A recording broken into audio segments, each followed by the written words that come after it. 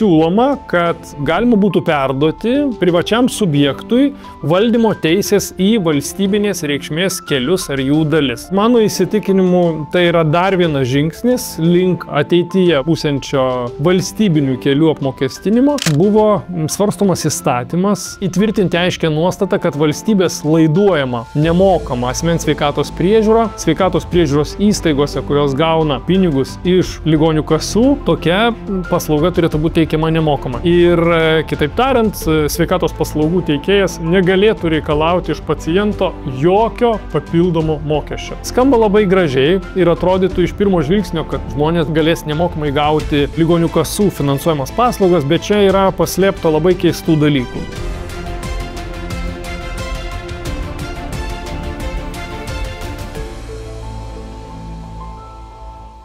Labadiena, paskutinės naujienos iš Seimo. Ką darėme pastarąją Seimo posėdžių savaitę, plenarinių posėdžių savaitę. Tai turbūt įdomus visiems klausimas yra dėl valstybės audito ataskaitos LRT. Buvo pristatytas Seime Lietuvos nacionalinio radijo ir televizijos veiklos rezultatų pristatymas. Kadangi daug apie tai reikėtų kalbėti, tai bus mano sekančioje apžvalgoje. Dar ir dėl to, kad ateinančią savaitę mano iniciatyva šis klausimas taip pat yra įtrauktas į antikorupcijos komisijos posėdžių darbotvarkę ir viliuosi, kad mes ir antikorupcijos pjūvių svarstysime LRT valstybinio audito ataskaitą. Todėl plačiau laukite ateinančią savaitę. Ką veikiau aš asmeniškai Seime, tai pristačiau keletą teisės aktų, visų nevardinsiu. Esminiai tai yra pristačiau gyventojų pajamų mokesčio įstatymo projektą, tai yra siekiu atstatyti gyventojų pajamų mokesčio dydžius tokius, kokie buvo iki šių metų pavasario, kol Seimas nepriėmė tą garsiosios mokesčių reformos įstatymo. Ir garsioji mokesčių reforma nulėmė, kad atsirado nauji gyventojų pajamų mokesčio tarifai. Dabar mes turėsime 3 gyventojų pajamų mokesčio tarifus nuo ateinančių metų, tai yra 20, 25 ir 32. Absoliučiai visos pajamos asmens su labai nedidelėm išimtim sumuosis ir tada bus nustatomas, susumavus pagal vertę, bus nustatomas kokiu tarifu apmokestinti šį asmenį, ar 20, ar 25, ar 32% tarifų visas sumuojamas pajamas. Tai pristačiau įstatymo projektą panaikinti šį, mano svartymų ydingą reguliavimą. Gyventojų pajamų mokesčio pokytis šis mano įsitikinimu lems ekonomikos sąstingį. 26 metais mes jo taip aiškiai ko gero nepajusime, bet 27 metais, manau, tikrai ateis krizė, apie tai jau kartoju ne kartą. Taip pat pristačiau įstatymo projektą dėl valstybės kontrolės valstybės metinių ataskaitų sąlyginio audito. Žinote, kad kiekvienais metais Seimas tvirtina valstybės metinės ataskaitas, kitaip tariant, visą valstybinį biudžetą metinį, kaip jis praėjo, visas ataskaitas finansinės. Ir tai pristatyta lygiai toks vas dokumentas už 24 metus. Ir eilinį kartą 24 metais valstybės kontrolės ataskaitoje auditas atliktas sąlyginis. Kitaip tariant, valstybės kontrolė negali patvirtinti, kad tai, kas yra atspindėta valstybės metinėse ataskaitose 2024 metų, yra tikslu, atspindi realią finansinę būklę, įvykiai yra iš tiesų. Ir todėl pateikiu papildomą sakinį, prašydamas, kad būtų pradėta aiškintis priežastis, kodėl tos ataskaitos nuolat sąlyginės. Manyčiau, tuo turėtų užsiimti vyriausybė, tai ir kreipiuosi į vyriausybę, papildyti siekiu šį nutarimą Seimo kreipimus į vyriausybę, kad jį pradėtų aiškintis dėl tų ataskaitų sąlygiškumo ir ką reikėtų padaryti, kad jos galų gale Lietuvoje būtų nebesąlyginės. Aš siūlau papildyti šitą mūsų nutarimo projektą vienu sakiniu, tai yra pasiūlyti Lietuvos Respublikos vyriausybei nustatyti ir įvertinti reikšmingų duomenų iškraipimų nustatytų valstybės kontrolės nacionalinio ataskaitų rinkinio finansinėme audite priežastis ir imtis veiksmų ją šalinti. Mano supratimu, mes privalom tokį sakinį rašyti, nes tai yra pagarba audito institucijai, valstybės kontroliai. galima tai daryti griežtesnių tonų, galima įpareigoti, pavesti, dar kažkaip, galima iš vis rekomenduoti. Aš tiesiog siūlau tikrai pakankamai švelnų bet kartu ir svarbų toną, pasakant, kad Seimas mato, kad tai yra negerai, sąlyginės išvados nėra gerai, jos turėtų būti galų gale. Ir čia ne šitos ar praeitos valdžios kaltė, čia iš tiesų mes per visus Lietuvos nepriklausomybės metus turim nuolatinės sąlyginės išvadas ir mes turim siekti, pastebėti kaip Seimas, siekti, kad jų nebūtų. Tai tikrai tokia pakankamai minkšta formuluotė, bet mes kaip Seimo nariai privalome reaguoti į audito ataskaitą ir tiesiog kreiptis į vyriausybę, atkreipti dėmesį jos, kad tą reikėtų daryti, reikėtų po truputėlį šalinti šitas kliūtis, tai ką sakė ir Finansų ministerijos atstovė. Ačiū. Tai kolegos, nuomonės jūsų, prašau. Tai aš tai vienareikšmiškai palaikyčiau, nes aš jau visą laiką galvojau, kaip ten yra tie 680 milijonų, neaišku kur. Tai taip aklai pritarti, manau, kad tikrai reikia bent pasakyti. Švelniai, stipriau, bet pasakyti, kad nėra gerai. Kolegos, tada balsuojam. Kas už Igno Vėgėlės pasiūlymą? Andrius Busila. Aš pritarčiau. Taip, ačiū. Saulius Čaplinskas. Pritariu. Ačiū. Rimas Jankūnas. Pritariu. Orinta Leiputė. Orinta. Dingusi. Jurgita Sijoninė. Pritariu. Ačiū. Evgenijus Šuklin. Pritariu. Taip. Lina Šukytė Korsakė pritarė. Linas Armanavičius. Pritariu. Ir Remigijus Žemaitaitis. Pritariu. Ačiū. Tai yra 8 už, kad pritarti. Tai yra pritarėm šitam Seimo nario pasiūlymai. Na, čia vien pavyzdys yra, įsivaizduokit kokioj nors privačioj bendroviai auditas teiktų sąlyginę ataskaitą. Tai galiu pažadėti, kad kai tik tai akcininkai patvirtintų ir jeigu ten būtų reikšmingos sumos, nedelsiant to susidomėtų Valstybinė mokesčių inspekcija, bandydama aiškintis, ar nėra ko nors nuslėpta, ar nėra padaryta kažkokių tai veiksmų, kurie keltų ir mokesčių klausimų. Na, pas mus valstybėje eilę metų yra pateikiamos sąlyginės ataskaitos, niekam apie tai nieks tuo per daug nesidomi ir Seimas standartiškai patvirtina tas ataskaitas, nepaisant to, kad valstybės kontrolė, darydama auditą, tiesiog raudonų skudurų mojuoja, kad jos yra sąlyginės ir kad jos yra netikslios. Pateikiau tokį įstatymo projektą, matysim, ar jisai praeis. Na ir dar eilė visų kitų, bet prieinu prie to, kas vyko Seime. Turėjom keletą naujų įstatymų projektų pakeitimų. Aš jau esu minėjęs ne kartą, kad iš tiesų Seimas priminėjo begalę įstatymų ir tai iš tiesų nėra prasminga tai daryti. Ta galima būtų reguliuoti po įstatyminiais teisės aktais, Seime koncentruotis į svarbiausius tokius teisės aktus, kurie reformuoja kažką iš esmės, kurie keičia visuomenės gyvenimą iš esmės. Bet dėja yra kitaip, yra krūva teisės aktų, kurie yra tokie bereikšmiai ir jų šitose peržiūrose, šitose video trumpuose įrašuose jums tiesiog nekomentuoju. Bandysiu pakomentuoti tai, kas yra svarbiausia.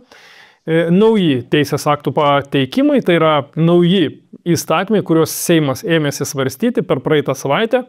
Tai buvo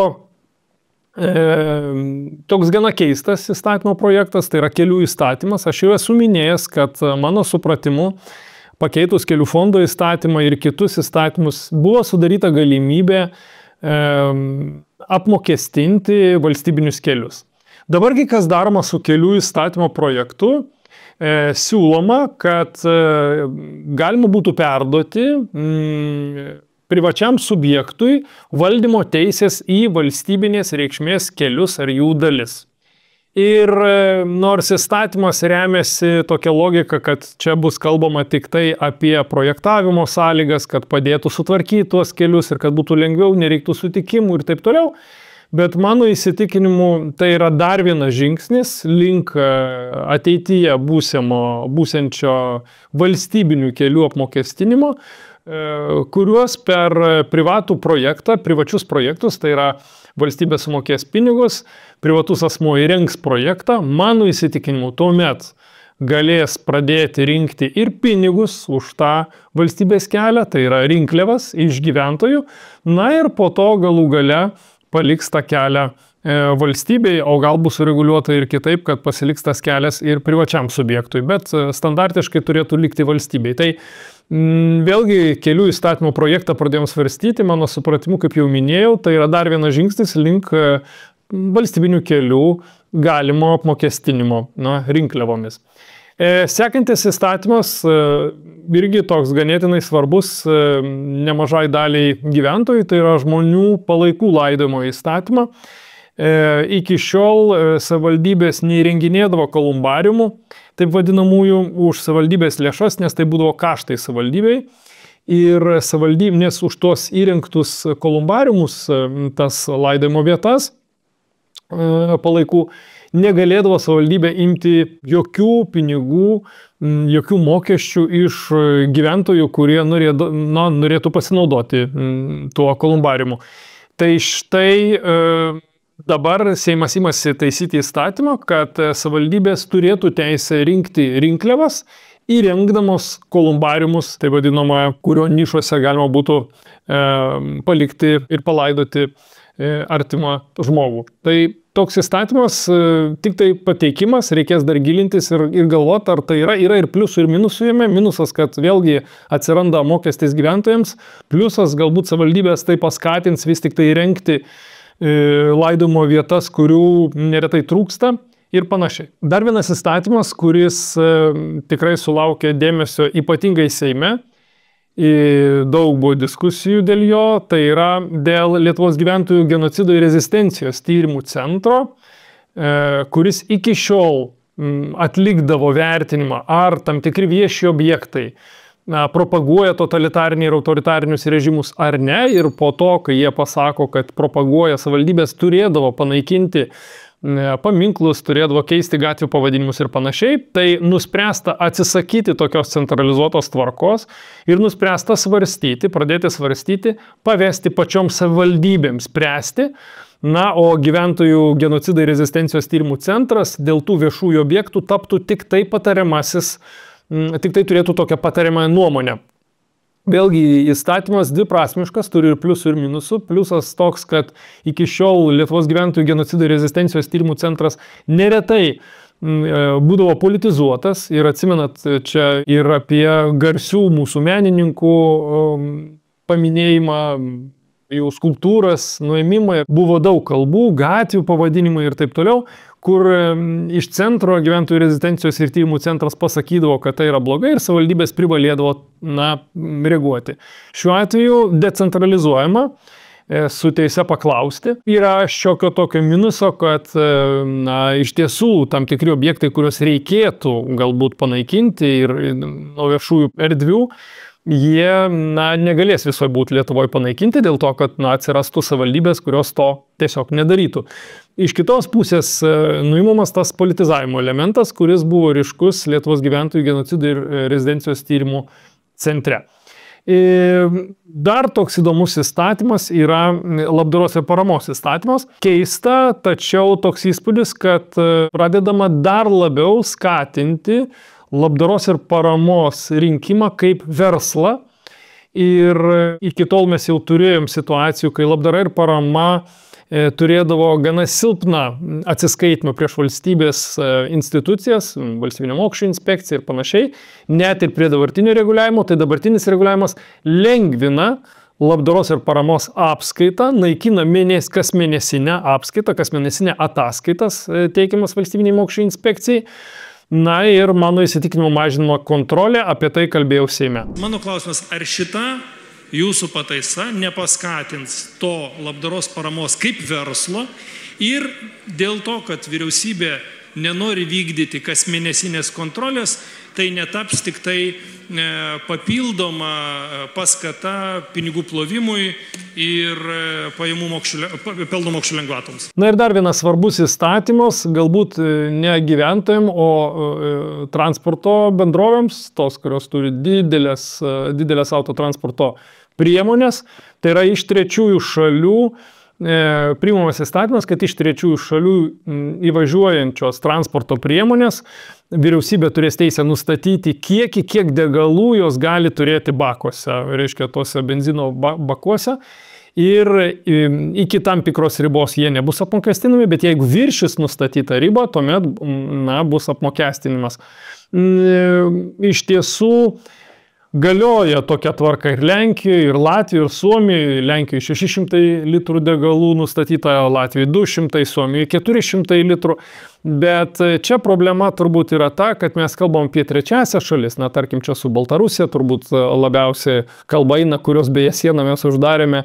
Ir mano vertinimu visą tą peripetiją, tai aš ją vadinu diplomatija su kedais, nes tikrai yra labai gėdinga situacija ir gėdingai daryti sprendimai neapgalvojus jų pasiekmių. Čia reikėtų kalbėti ne apie įvažiavimą degalų iš Baltarusijos kaip didžiulę problemą. Čia turbūt didžiausia problema yra ta, kad mūsų akcizai dizelino kūrui yra tokie aukšti, kad mūsų kaina dizelino yra didesnė negu Lenkijoje, didesnė negu Latvijoje neretai.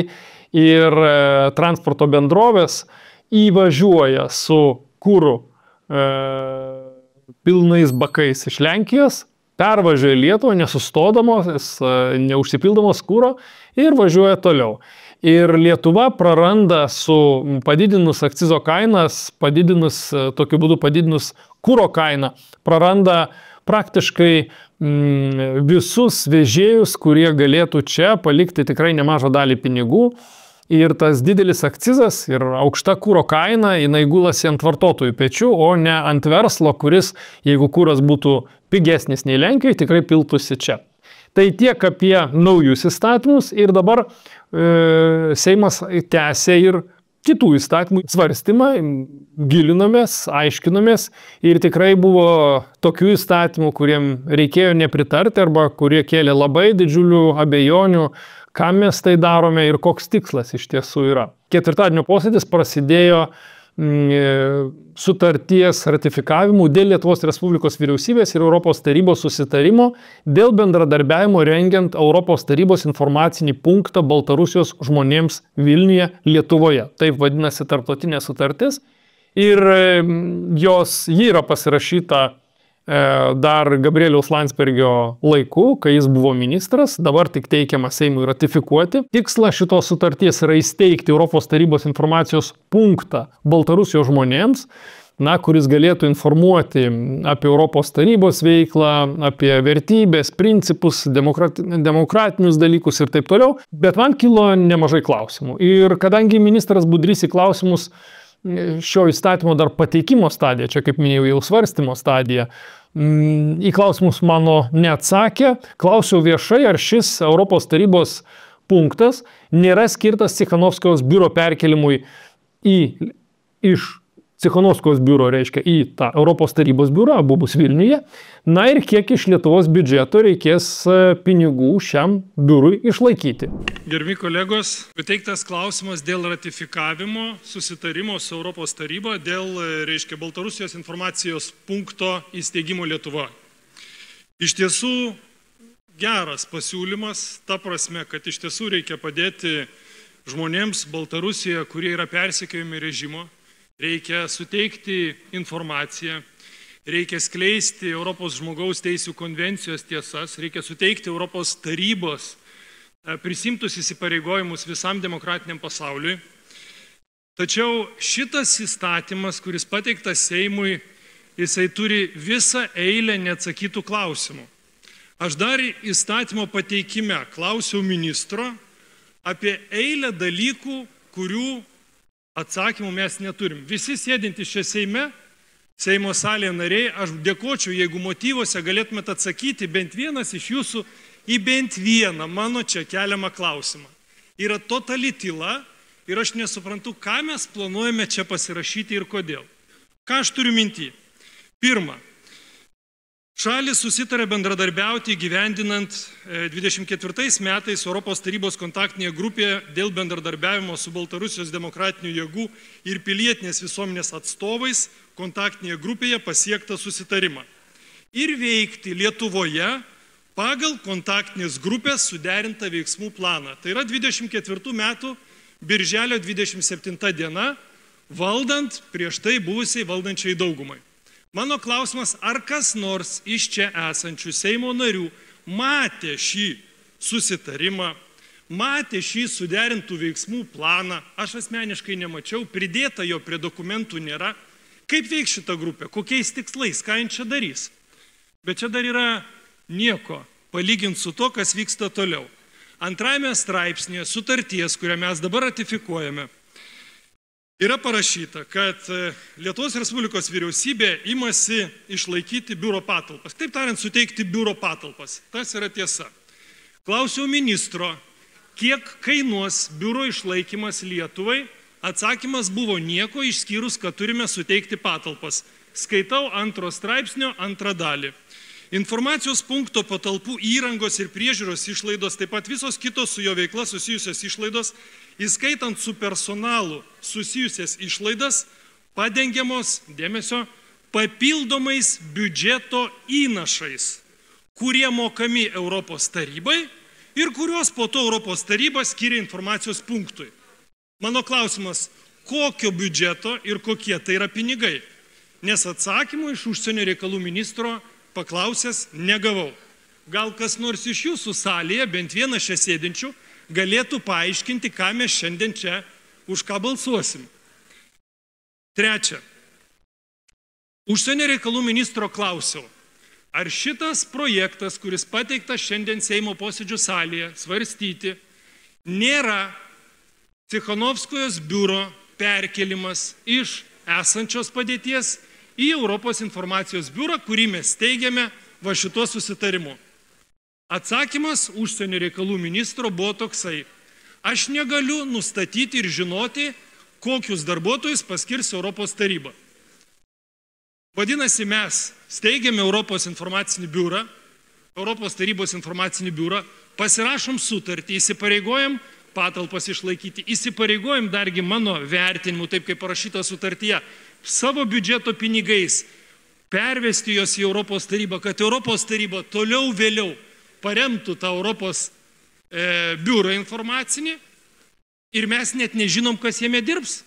Mes nežinom, ar tai nėra perkelimas Cichanovskojos biuro į Europos tarybos informacinį biurą. Mėly kolegos, jeigu bent vieną salėje jūsų matė šios dokumentus, ar turite atsakymus, kviečiu motyvuose man paaiškinti, kad aš galėčiau apsispręsti, kaip reikėtų balsuoti. Kol neturiu šitos informacijos, klausęs ministro, kuris to neatsakė, aš negaliu kaip Seimo narys pakelti rankos už. Ir neįsivaizduoju, kaip šitas Seimas balsuos šiandien, neturėdamas atsakymų į labai konkrečius, aiškius klausimus, ką Lietuva daro. Klaidų su Baltarusija padaryta jau ne viena. Kolega, jūsų Ačiū. laikas baigės pasakymą. Ačiū. Dėl svarstymų motyvų pasisakančių Birutė Vėsaitė, prašau. Tai gerbėmiai kolegos ir gerbiamas Seimo nary ponas Vėgėlė. Aš kaip Europos tarybos parlamentinės delegacijos vadovė jums patvirtinu, kad Europos taryba įsipareigojo steigti šitą biurą savo lėšomis. Lietuva prisideda tik tai prie patalpų atidarymo ir išlaikymo. Tai nėra Cichanovskojos biuro perkelimas. O mums vis dėlto, galvojant, kad Lukašenka nėra amžinas, reikia turėti tokį biurą, reikia turėti tokį tašką, kur mes galėtumėm būtent su baltarusiais esančiais Lietuvoje, juos demokratiškai ugdyti ir praktiškai laukti, kada tas režimas pasibaigs, kad jie turėtų tvirtą demokratinį pagrindą. Išlaikoma iš Europos tarybos lėšų. Fundatoriai ten yra šiaurės šalis ir aš manau, taip, jūs esate teisus, kad nutarimas buvo priimtas praeitoj kadencijoje, bet mes turime tą tam tikrą testinumą dėl baltarusių. Taip, kad, manau, tikrai ramiai galite balsuoti už. Kaip girdėjote, Vėsaitė garantavo, kad biudžeto lėšų tai nepareikalaus, o Europos tarybos biuras neskirtas Cichanovskos biurui perkelti. Na, tą patį tvirtino, kaip vėliau paaiškėjo ir ministras Budrys, fiksuokime tai. Jeigu tai iš tiesų yra taip, kaip teigiama, tai tokį biurą tikrai dera steigti Lietuvoje. Tačiau jeigu bent vienas iš šių asmenų melavo ir sakė netiesą, na, tai tada akivaizdu, kad šitas sutarties ratifikavimas yra tik tai dar vienas būdas veikti prieš, mano supratimu, Lietuvos interesus. Stebėkim, fiksuokim, matykim ir žiūrėkim, kas bus ateityje. Kaip jau esu minėjęs apžvalgose, daug iš tiesų Seime diskutuojama apie sveikatos sistemos reformą ir sveikatos sistema reformuojama siekiant mažinti eiles.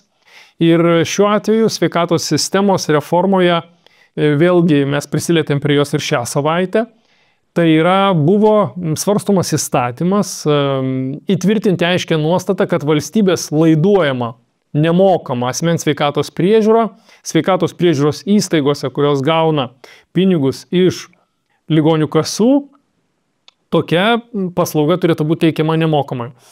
Ir kitaip tariant, sveikatos paslaugų teikėjas negalėtų reikalauti iš paciento jokio papildomo mokesčio. Skamba labai gražiai ir atrodytų iš pirmo žvilgsnio, kad taip, žmonės galės nemokamai gauti ligonių kasų finansuojamas paslaugas, bet čia yra paslėpta labai keistų dalykų. Pirma, privačios sveikatos priežiūros įstaigos yra investavusios savo lėšas tam, kad sukurti infrastruktūrą. Tai yra nusipirko įrangą, pastatė pastatus ir pasiėmė paskolas iš bankų ir jas reikia gražinti. Ligonių kasų pinigų akivaizdžiai tam neužtenka. Todėl privačios įstaigos, ką daro, jos ima iš ligonių kasų už paslaugą pinigus ir dar paprašo iš pacientų, kuris nori eiti tokią privačią įstaigą, pinigų, na, kadangi jų teikiama paslauga, kaip jos sako, yra kokybiškesnė, galbūt geresnėse patalpose, su geresnė įranga. Kartais taip yra, kartais taip nėra, čia kiekvienas pacientas renkasi. Šiuogi atveju privačios įstaigos negalės paimti papildomų pinigų ir kadangi negalės paimti papildomų pinigų, mano supratimų dalis privačių įstaigų tiesiog atsisakys teikti tokias paslaugas ir tada turėsim dar didesnės eilės prie valstybinių įstaigų, nes vėlgi kalbam apie privačias įstaigas. Aš jau esu minėjęs, kad logiška pertvarkant sveikatos sistemą būtų sulyginti sąlygas tarp privačių ir viešųjų. Tačiau jokių būdų neturiu minties, kad lyginant sąlygas reikėtų išlaikyti tos pačius pajamas, kurias jie gauna. Kitaip tariant, neleisti joms pačioms imti pinigų iš pacientų, jeigu jie nori mokėti. Kitaip tariant, jeigu valstybė nepasiūlo alternatyvos tokiam pacientui ir jisai nori eiti į kitokią, geresnę, kokybiškesnę, kaip jo nuomonė, ar panašiai paslaugą iš privačios, jisai eina ir ten prisimoka. Šiuo atveju tas siūloma tai uždrausti ir matau dvi didelės rizikas. Pirma, kad dalis privačių įstaigų atsisakys teikti tokias paslaugas ir tada mes turėsim dar didesnės eilės valstybinėse įstaigose. Antras, tai yra, kad dalis privačių, mano supratimu, bankrutuos, nes jos tikrai neteiks paslaugų ir negebės teikti paslaugų už tą kainą, kurią atlygina ligonių kasa. Ligoninėm, kurios yra pastatytos labai senai. Ir trečias dalykas, tai yra tikėtini lūkesčiai. Privačios įstaigos pagal šitą sistemą sukūrė visą verslo modelį. Ir atimti šią lėšas, tai yra kištis į verslo modelį, tokiu būdu, mano supratimu, tai yra pažeisti jų teisėtų lūkesčių principą. Todėl daryti, vėlgi, mano supratimu, tai yra pakankamai ydingas veikimas ir ydingas modelis, nes tai padaryti, sulyginti situaciją reikėtų ne finansinės, ne teisę gauti pajamų iš privačių asmenų, bet tiesiog pareigas nustatant vienodas, kad vienodos būtų pareigos ir visos sveikatos priežiūros įstaigos, tiek privačios, tiek valstybinės, imtų ir privalėtų teikti vienodas paslaugas, privalėtų neatsisakyti teikti tam tikrų paslaugų, ką dabar daro privačios įstaigos ir panašiai. Tai per tokį modelį reikėtų eiti ir jisai mano supratimu būtų teigiamas. Šito modeliu mano supratimu yra labai stipriai rizikuojama. Pamatysim, kas bus toliau, bet šitas įstatymas irgi projektas sulaukia labai daug diskusijų Seime. Didelis paketas Seime apie rūkalus. Tai yra apie gaminius, elektroninės cigaretės, elektroninių cigarečių pildyklės. Tai iš tiesų Seimas svarsto visą eilę įstatymų ir jau priėjom prie svarstymo stadijos ir pakankamai vieningai mes priimam tuos teisės aktus. Tai yra draudžiame reklamas šių gaminių pildyklės ten, kur buvo nepilnai reglamentuota. Taip pat bandome priminti, kad yra galima mesti rūkyti ir kaip tai reikėtų daryti ir nustatyta, kokiu būdu tai turi būti skelbiama ir kur. Taip pat nustatoma, kad tos pildyklės elektroninių cigarečių jos turi turėti banderolės, va čia sumažinsim tos neteisėtos, tikėtina, bandoma mažinti neteisėto tų pildyklių patekimą į rinką ir matysim, ko gero bus aiškesnė kontrolė, nes dabar žinot, kad absoliučiai nekontroliuojama rinka yra. Taip pat keliame akcizą už tas visas pildyklės ir pakankamai ryškiai tas akcizas kyla. Tai štai didelis paketas teisės aktų, kiek tai riečia rūkalus. Ir viliuosi, kad artimiausiu metu jie bus priimti ir bus, šiek tiek pradės taisyti situaciją, nes jau Seimas ir apskritai Lietuva gerokai vėluoja su šita problema. Ir dabar pačioj pabaigoje, kokiegi tie įstatymai, kurie jau yra priimti ir kuriuos liko tik prezidento parašas.